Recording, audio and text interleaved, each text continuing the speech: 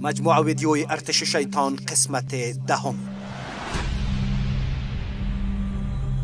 مجموعه ویدیوی ارتش شیطان با بیان تحرکات پنهان یاران شیطان در سراسر جهان برای تسلط بر دنیا می پردازد و مشاهده این مجموعه می تواند باعث بالا بردن آگاهی شما از این پروژه خطرناک جهانی باشد. قسمت دهم این مجموعه با بیان هدف نهایی ترویج جادو در جهان می پردازد. چرا مردم به سوی جادوگری می روند؟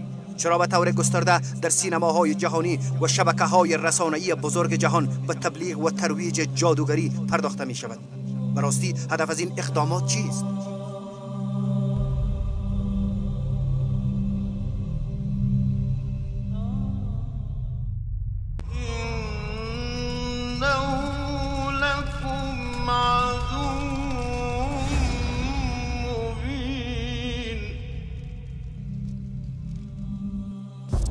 انواع مختلف سحر و جادو.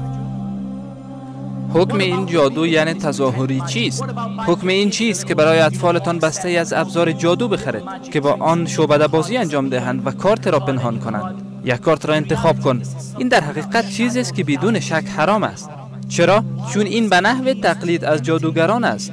چون باعث می شود که آنها به جادو و جادوگران علاقه پیدا کنند و آنها را تشویق به یاد گرفتن جادو می کند و در نهایت برای آنها یک وابستگی نسبت به جادو و جادوگران ایجاد می کند و این قدم ابتدایی به سوی فراگیری جادوی واقعی است.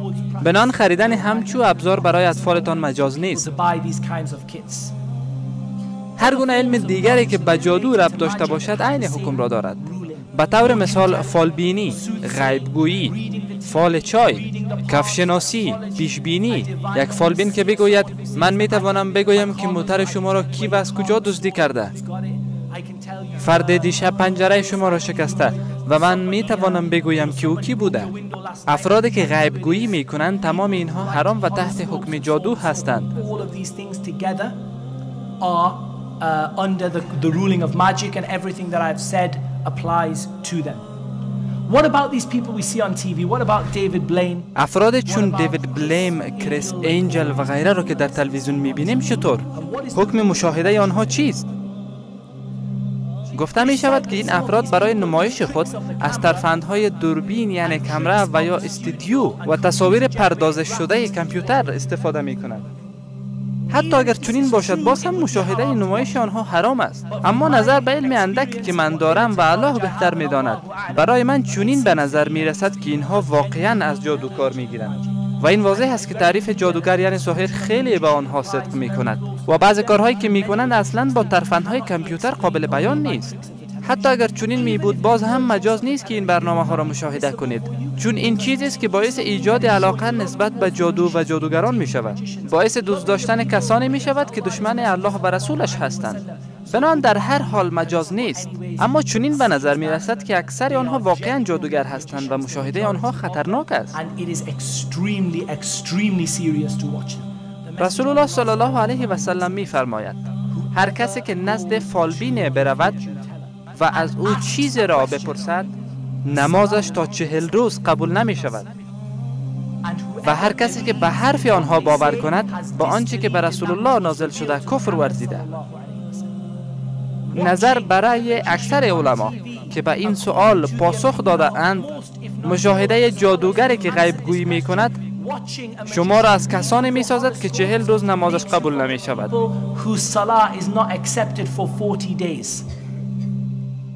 و باور کردن با آنها شما را از دایره اسلام بیرون می کند. مشاهده چنین افراد در تلویزیون باعث می شود که نمازتان برای 40 روز قبول نشود. الله بهتر می داند. باور کردن به جادو و قدرت آنها شما را کافر می سازد. پس این یک موضوع خیلی جدی هست.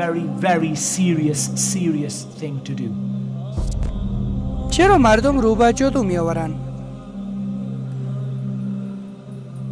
بعضا مردم داخل سحر و جادو می شوند چون آنها دست به کارهایی می زنند. چیزهایی از قبیل شعبده بازی، مثلا چیزی را در یک آستین می گذارند و از آستین دیگر بیرون می کنند و می خواهند که بیشتر و بیشتر بیاموزند، مثل اعتیاد به مواد مخدر. و این برایشان کافی نیست که فقط سکه را ناپدید کرده و آنها را در دست دیگر پدیدار کنند و باید بیشتر و بیشتر بیاموزند تا اینکه شاید از چیزهای چون تخته ویجی کار بگیرند که با واسطه آن شیطان را فراخوانند و وقتی در دام شیطان افتادند پیشتر و پیشتر می روند. بعضی ها نادانسته داخل جادو می شوند چون کتاب‌هایی را می‌خوانند که می‌گوید این کار را بکن. این باعث می‌شود که محبت خانمت نسبت به تو بیشتر شود، محبت شوهرت به تو بیشتر شود. این باعث می‌شود که دشمنانت از تو متنفر شوند. این باعث تخریب دشمنانت می‌شود. اینها را بنویس، این چیزها را بخوان و این کارها را بکن. پس مردم از راه‌های مختلف داخل جادو می‌شوند. بعضی‌ها از خواهشاتشان ثروت، شهرت و دارایی پیروی می‌کنند. بعضی‌ها تحت تاثیر خواهشات دنیوی خود قرار می‌گیرند که بعداً به آن خواهیم پرداخت. بعضی‌ها به تدریج رو به جادو می‌آورند. به تدریج قدم به قدم از ترفندهای ساده شروع می‌کنند. همین طور پیش رفته و در نهایت به جادوی واقعی روی می‌آورند. و بعضا مردم این معلومات را در کتاب‌ها می‌یابند و نادانسته به آن باور می‌کنند که چیز خوبی است. و وقت به آن آغشته شدند در چنگ شیطان می‌افتند و وقت در چنگ شیطان افتادند به جادوی واقعی مبتلا می‌شوند. امروزه طبقه ممتاز جامعه میلیون‌ها دلار را صرف برنامه‌های تلویزیونی مانند استعداد برتر امریکا، استعداد برتر انگلیس، رازهای بزرگ جادو می‌کنند که همه این برنامه‌ها سحر و جادو را ترویج می‌کنند.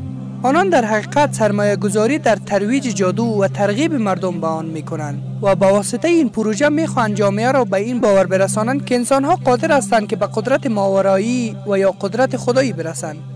این ویدیو مثالی از هزاران برنامه‌های تلویزیونی هست که ترویج دهنده سحر و جادو میباشند. ببینید که دسیسه پنهانی در عقب این برنامه‌ها چیست؟ چون ما انسان هستیم، ما همه فکر خاصی داریم. ذکاوتمان ما را قادر به این می‌سازد که خدای کائنات خود باشیم.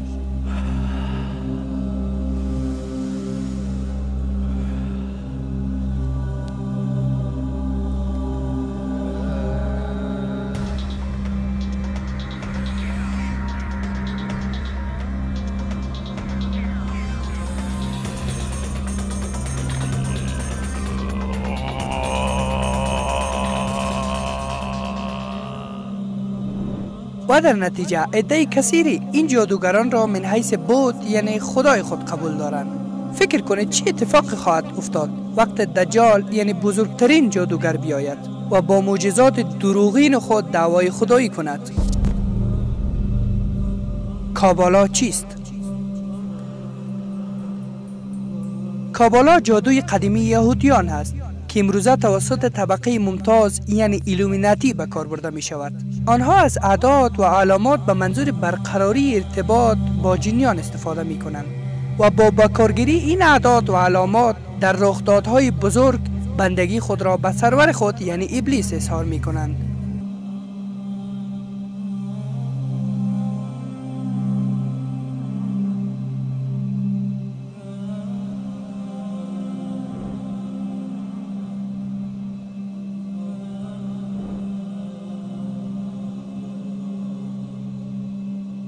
A lot of what's happening today اکثر اتفاقاتی که رخ می‌دهد در همین زمینه هست و درک آن برای مردم خیلی دشوار است. اما اگر آن را مطالعه کنی خواهی دانست که اکثر مردمی که در کنترل اجتماع دخیل هستند در حقیقت شدیداً داخل این علم یعنی جادو هستند و این را وقت خواهید دانست که تحقیق کنید. اکثر مردمانی که در صنعت فیلم، موسیقی و اخبار مشغول هستند می دانند که چگونه اذهان مردم را کنترل کنند. خواه این کار را توسط همین جادو می کنند، خواه توسط نیروی تکنولوژی و جادوی برتر. نتیجه یکی خواهد بود. مردم را می بینی گویی که توسط نیروی گرفته شده اند. این واقعا عجیب است که ستلایت ها را در ارتفاع 22,000 مایل قرار می دهند چون اعداد 11, 22 و 33 اعداد خاصشان هست، چون ضریب 11 را در خود دارند و چیزهایی از این قبیل. خب من نمیدانم، اما همه ما می خواهیم از این چیزها سر در بیاوریم، اما این چیزها حقیقت دارند. جادو و یا هرچی آن را می نامید حقیقت دارد. در این سالهای آخر برایم خیلی واضح شده که چگونه نیروی در عقب این همه اتفاقات کار می کند و حال برایم بیشتر واضح شده که چرا این همه احادیث و دعاها برای حفاظتمان در مقابل این چیزها وجود دارد. Against this stuff. You know, أعوذ بكلمات الله التامات من شر ما خلق. This is evil. And also أعوذ بكلمات من همزات الشياطين. شما میدانید اینها نفوذ شیاطین یعنی جنها هست. رسول الله صلی الله علیه و سلم میفرماید حاضر میشوند. بنابراین بعد جنیان واقعیت دارد و متاسفانه مردم هستند که کاملا در این زمینه مشغول هستند و سعی به آوردن جنیات از آن بعد به این بعد را دارند و این نقطه است که همه چیز خیلی عجیب می شود. منتظر قسمت های بعدی باشد ان شاء الله.